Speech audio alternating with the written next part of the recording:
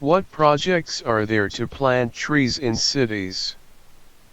There are several projects aimed at planting trees in cities around the world. Here are a few examples. Million Trees NYC. This is a project aimed at planting 1 million new trees in New York City by 2030. The project is a public-private partnership that involves multiple organizations and agencies. Trees for Cities. This UK-based charity works to create greener cities by planting trees in public spaces, such as parks, schools, and housing estates.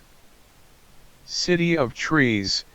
This project is focused on planting trees in Greater Manchester in the UK.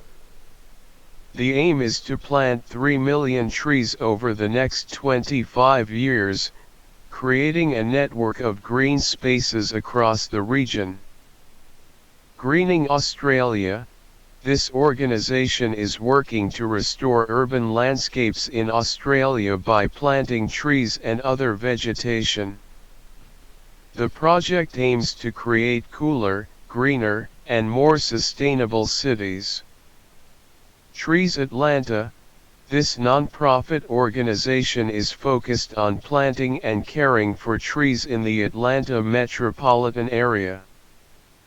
The project aims to create a more livable city by providing shade, reducing air pollution, and improving the overall health of the urban environment.